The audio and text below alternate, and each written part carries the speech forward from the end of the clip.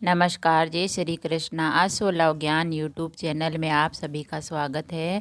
Friends, हम जानेंगे कि 29 जनवरी को तिल चतुर्थी पर जरूर सुने ये कथा, तभी मिलेगा व्रत का पूरा फल।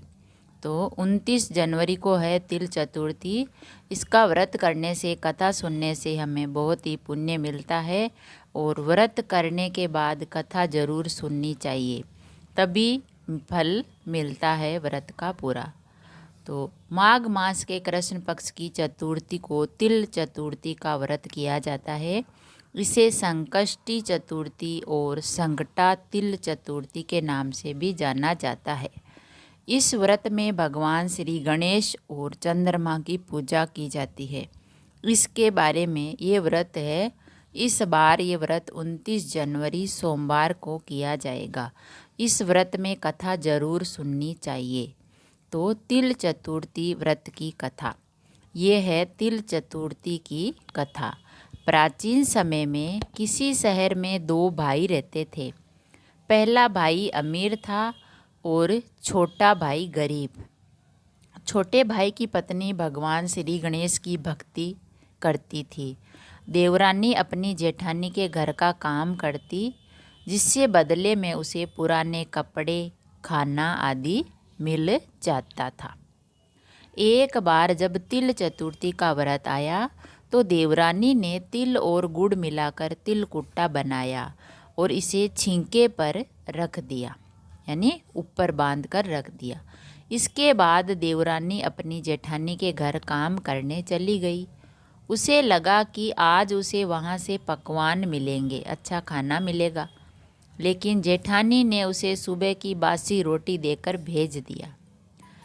ये देखकर उसके बच्चे रोने लगे और पति भी आग बबूला हो गया। देवरानी गणेश जी को याद करके पानी पीकर सो गई। रात में श्री गणेश देवरानी के सपने में आए और बोले, मुझे भूख लगी है, कुछ खाने को दो।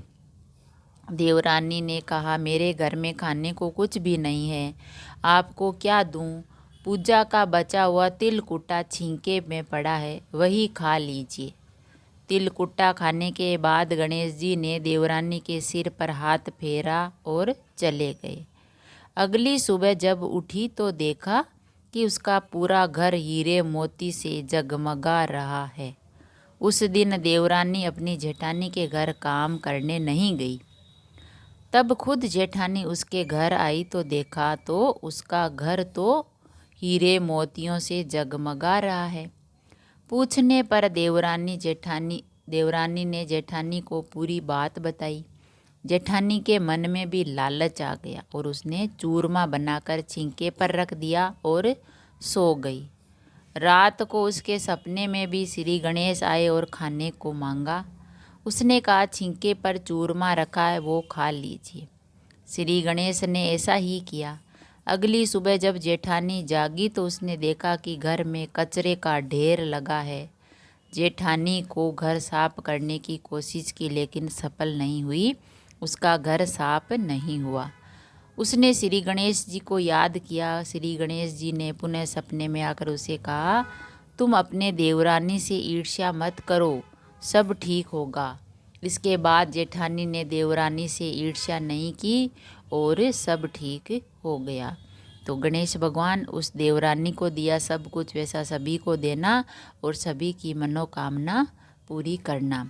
तो फ्रेंड्स, ये 29 जनवरी को तिल चतुर्थी का व्रत है, तो आप भी ज़रूर कीजिए और ये कथा सुनिए, तभी श्री गणेश भगवान का आशीर्वाद मिलेगा और हमारा जो व्रत है उसका पूरा फल मिलेगा। अगर वीडियो अच्छा लगा तो लाइक और शेयर ज़रूर करें। ऐसे ही और वीडियो देखने के लिए, कहानियाँ, ज्ञान की बातें सुनने के लिए, जानने के लिए चैनल को सब्सक्राइब करें। थैंक यू, धन्यवाद।